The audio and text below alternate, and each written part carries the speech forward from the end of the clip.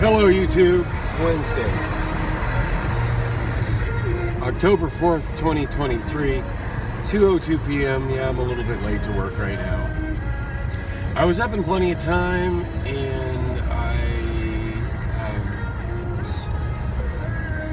was working on kind of a longish segment of my vlog and trying to upload it, and I had a really difficult time getting it exported on iMovie. I just can't wrap my head around how iMovie will tell me I don't have enough space to export a video, which is going to take roughly 3 gigs, when I have a 64 gig iPhone and have less than 20 gigs of stuff on it. The math just doesn't check out on that. But there I was, and it just wouldn't let me export it, and I'd pretty much offloaded and deleted absolutely everything I could. And I'd hit that screen where it tells me, and I should have screenshotted to share this stuff, but I didn't. But I hit that spot where it tells me that I need just shy of 3 gigs space. I only have like 1.6 gigs available. I'm kind of guesstimating the numbers. I don't remember exactly what they were, but they were close to that. And trying to understand how that makes any sense when I have about 40 gigs available. Anyway, as a last-ditch effort before heading off to work, I rebooted it to see if that would let me export it. And after it rebooted, and I went to the thing in iMovie to export it, it exported almost instantly. I don't understand that. And I should really be looking for a different video editing software. But I'm so scared of the unknown, and I struggle so much with learning curves, and and because of that, like, at least with iMovie on my iPhone 6s Plus, like, I know what I'm doing. I'm just struggling with this thing of outputting where it just doesn't seem to understand that I have plenty of space available just to output the goddamn video. And I've Googled the issue, and apparently it's a very common issue, and I don't understand why Apple doesn't fix the damn thing. So that's not what I was going to vlog about, but when I'm running this late for work, I figure I should explain why, and that's a really stupid reason to be late for work. But I'm approaching being a full 2 months behind at uploading my vlog, which is over 8 weeks. And as much as I'm trying to put the effort into getting the videos uploaded and I want to get further ahead, I keep getting further behind. Which is not unlike the situation I'm in with my money. I'm not even sure what my bank account is now. I've been getting messages that auto payments for credit cards have gone through, so that's a good thing. You know, and I know nothing's overdrafted, although my Chase account has a frighteningly low balance. I want to say like $30 or something like that. But at least the note is telling me that I went under $50. Didn't tell me I was overdrafted, so that's a plus. But yeah, my rent is overdue. I mean, it was due on the 1st. Today's the 4th. I haven't heard from the property manager yet bugging me about it, so that's always a plus. And I get paid tomorrow night. Now, my direct deposit usually shows up kind of late in my shift, so of course I'm not going to be able to get lawn money until Friday morning. I'll probably do that kind of early Friday morning, and that'll be fine. Providing I have enough to pay it. Now that's the big concern, is whether or not I'm going to have enough to pay it.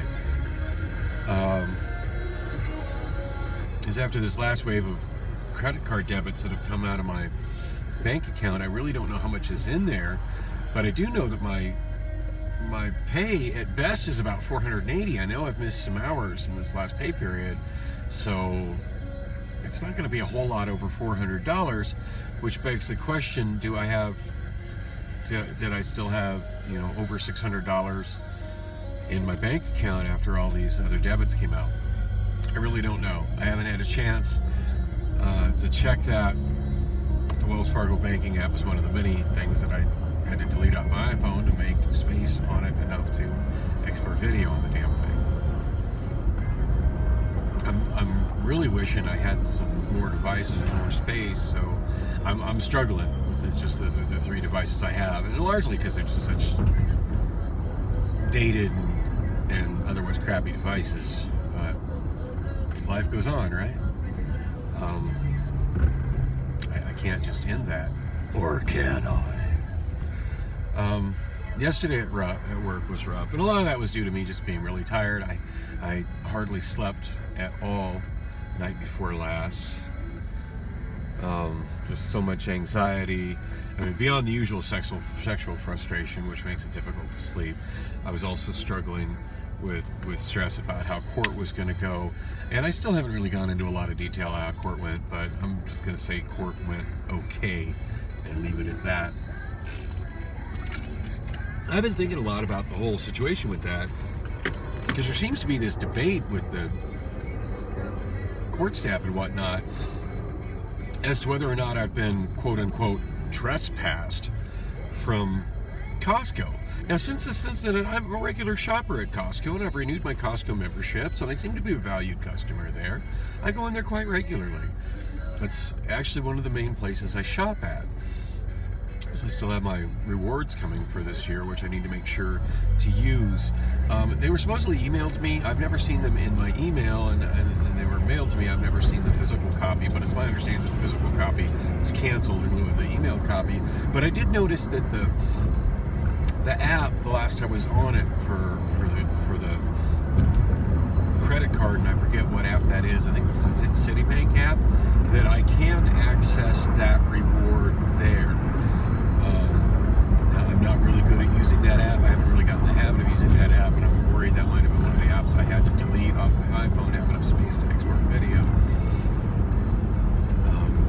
So I should probably try to figure that out before I lose roughly a $90 reward, because I think I lost an $80 reward $80 worth of free stuff at Costco last year, because I couldn't figure out how to go about redeeming it or getting a copy or whatever. I wish the reward was just simply a credit right back to my account off of my balance, my credit card balance. That would be a lot more helpful than having to redeem it on merchandise and having a redeeming policy that is very difficult for me as a mentally handicapped person who struggles with finding things and remembering things. So, but anyway, those are the challenges that I face. So those carts that you saw right there in the driveway coming in, another employee I work with here showed me how to put those in the machine and get a quarter back. So that's $1 sitting there if I can find the time to wheel those up and get those redeemed. And I could really use that $1. I had a lot of struggle at work yesterday. I'm sure a lot of it was due to the fact that I was tired, but a lot of it came from my coworker, Steve, and I'm doing pretty good at remembering his name. He insisted on doing the one thing in my car that will trigger me to a panic attack, and that was listening to a baseball game at high volume. I don't hear a baseball game. I just hear a lot of yelling and screaming, and it induces a panic attack in me. And I feel I actually had a panic attack, and I kind of contained myself. But at one point he asked what time I wanted to take a break. I said, I think I just need to take a break now, just so I can get away from the yelling, all the yelling. And he looked at me. I don't think he understood what I mean by all the yelling. And I don't understand how people can listen to this broadcast and not hear that it's a whole bunch of yelling. But yeah, all I'm hearing is yelling, and when I hear a bunch of yelling, it causes me to go into sort of a panic. So at that point, like he said, yeah, no, I think I'll take my break now. And I guess he was expecting, because most of the time when we take a break together, and we get in his vehicle, because he thinks my vehicle is a complete piece of shit and doesn't want anything to do with riding in my vehicle, which is understandable. I mean, my vehicle is messy, and there's not really space for a passenger in it anyway. But he And I generally don't mind riding in his vehicle, but I was reasonably confident that as soon as we got in his vehicle, he was going to probably turn the game on, and you know what I mean. I needed my lunch break, but what I needed a break from mostly was that the sound of the screaming of the game. That was what I mean. As much as hungry as I was and stuff, as much as I needed to take a break and eat, like my biggest concern was just getting away from that sound, which was making me panic. And so, still recording? It is, yeah. So, anyway, we parked right there on the other side of the gate by the bumper thing there, the barrier thing, and he actually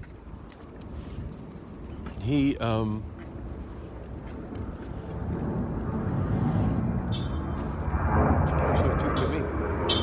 Oh no, he's just going into the shop. Anyway, so I said no, I said no, I think I'm just gonna sit. I think I just need to stand here and calm down, because I'm panicking right now, and I just need quiet. And I probably sat there for about 15 minutes before I did anything. Now at that point I went up to the Shell station and got myself a burrito and a bag of chips and a drink, because I was very hungry. But more than anything, I just need to sit down. And when I sat down, I realized that not only was my thoughts racing and was my pulse racing, but I was also getting getting muscle spasms in my back and in my neck from all the screaming. He was cranking up on the radio. I couldn't deal with it. I can listen to any kind of music, but my God, I just can't deal with that screaming and screaming and screaming and screaming. It feels a little revengey, and you wonder why people are pissed.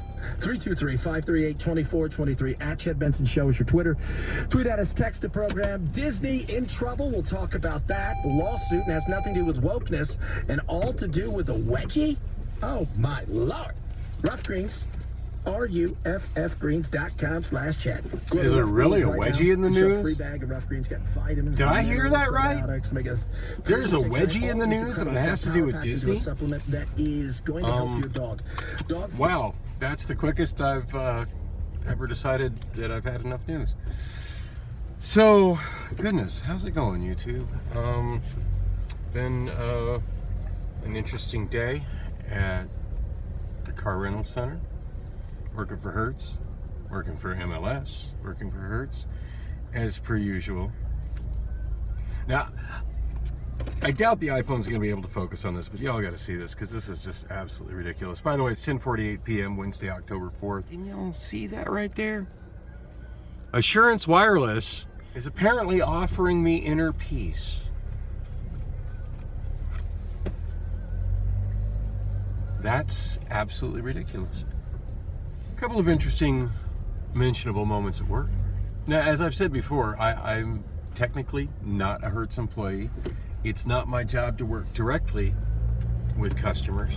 However, there are occasions when a customer approaches me, and quite often the first thing they ask is, do you work here?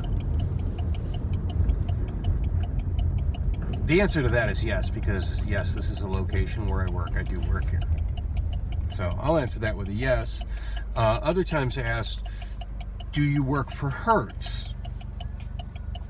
Now, that depends entirely on how you define working for Hertz. Does Hertz issue my paycheck? No. Am I a Hertz employee? No. Am I doing work, the work that I'm doing, is it for Hertz? Yes. So, sort of. I work for Hertz. As somebody who is on the spectrum and takes everything completely literally, when somebody asks if I work here, I can easily answer that with a yes and move forward with the conversation. If somebody asks if I work for Hertz, I need to first understand what they mean by work for Hertz before I can answer that question. And that's awkward for a lot of people, I've noticed.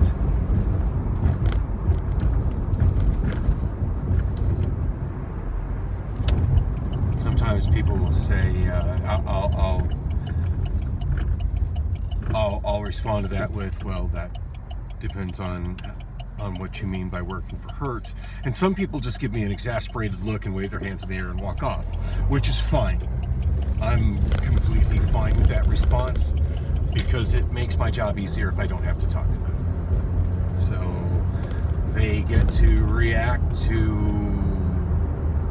me just simply trying to get enough information to answer their question correctly with some kind of weird gesticulation, and get the satisfaction of doing that, and I get the satisfaction of not having to interact with them any further. It's a win-win situation. That's not the situation that happened today whatsoever. I can't recall if they asked if I worked for Hertz or if they asked if I worked there,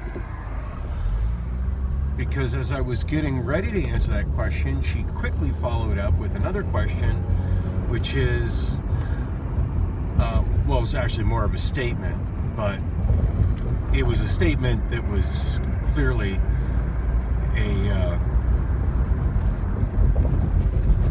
clearly an expression of seeking help. She said, "I can't find the key to this car. Can you help? Can you help me with that?" And to that, an enthusiastic yes. Which car? I can probably help you with that. And I'm coming at it as this is definitely my job, because if the key is missing, if the key is indeed missing, I have a paint pen in my pocket, and I can quickly mark it as, you know, being no key. I can quickly determine whether or not there's a key there and search for the key, and mark it no key, mark the date on it, flip the windshield wiper up, and just, you know, apologize that happened, and just let them know, yeah, you're gonna need to get another car, and probably let them know like which cars they can choose from. I can probably help them that much. Or I can find the key. Well, in this particular situation, the car was a Chevy Bolt, which I did primarily electric vehicles for about a month, so I'm very extremely familiar with all of our electric vehicles, except for the new ones we just started adding apparently today or maybe yesterday, and I didn't notice it. We've got these new Mercedes electric vehicles. They're all white. Every single one we have is white. I mean, I'm sure they're not all white out in the world, but every one that we have at Sky Harbor is white. I haven't messed with them because I've been especially told not to mess with any electric vehicles unless they're a maintenance car, and just to take them to the maintenance car. Now, I'm sure there's going to come a time where I'm taking a vehicle to the maintenance line, and it is at such a crucially low amount of power that I'm still going to put it on a charger instead of putting it in the maintenance line, because I don't want a dead electric vehicle on the maintenance line. And I'll cross that bridge when I come to it. And I'll probably put it on a charger. And I'll probably keep an eye on it. And when it gets up to, you know, 20-30%-ish, I'll probably take it off the charger and move it to the maintenance line I'm supposed to move it to. But I digress off the Bolt story. So I walk up to the Bolt, and it's a middle-aged woman. It's probably a good 5 years or so older than me, that had approached me. There was another woman inside the car, and even though I felt a little awkward kind of reaching into the car with her there, I did open the door, and I know she was sitting there waiting for some kind of help. So as soon as I opened the door, I quickly saw that the car was already turned on. Mind you, you don't start an electric vehicle. People that ask about starting an electric vehicle, you start gas vehicles, because gas vehicles have a motor which needs started, or actually an engine which needs starting. Electric vehicles have motors. You don't start motors, you just simply apply electricity to them and they go. Most electric vehicles, however, do need to be powered on. Now, to be fair, you're taking them from standby to on. Most electric vehicles, you cannot actually fully turn them off. But now I'm really going off on a tangent. Anyway, as soon as I leaned in the electric into the Chevy Bolt, I quickly realized that it was not this year's model, but last year's model from the display on the screen. And I could hear music playing, so I knew they had it powered on and out of standby mode. And also the dashboard was all lit up. Like more than just the way it's lit up when it's on standby. Because on standby, when you open the door, it will still give you some information regarding the charging status of the battery. Anyway,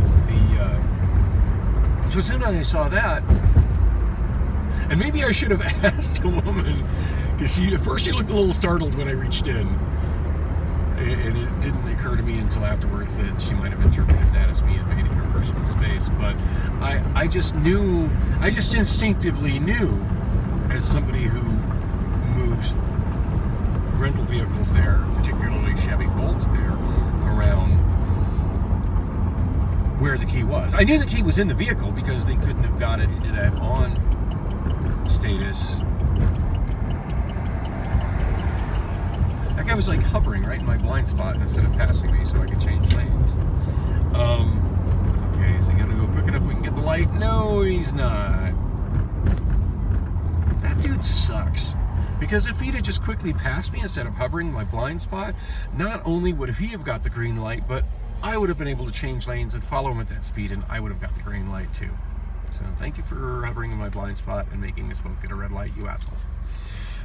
So anyway, I reached in, and in the center console there's this space where there's like some charging ports and stuff, and granted it is kind of in the dark in the car, and it's kind of forward, and for those who don't know, a Chevy Bolt is a very small subcompact car. And I could get to where it wasn't visible to them. To be honest, I don't think I saw the key either. I just reached there knowing instinctively that that's where it would be, with it not being in any place where it was clearly visible, but the car, them being able to power the car on and have the music and stuff playing. So anyway, I reached there, pulled the key out, and I kind of held it up, which of course made the woman, who seemed a little uneasy when I suddenly reached in the car, that realized I wasn't reaching for her. I was, know what I'm doing here. And then I handed it to the other lady who was standing right beside me outside the car. It was like, yeah, it's right there. I said, that's usually where they end up going. She goes, oh. I said, I knew beyond any shadow of doubt it was in the car as soon as I walked up and I could hear the music playing. And she just lit up. Like, it's not very often I see somebody light up so happy like that. She's like, gosh, thank you. You're the most helpful person we've dealt with all day. So that made me feel really good.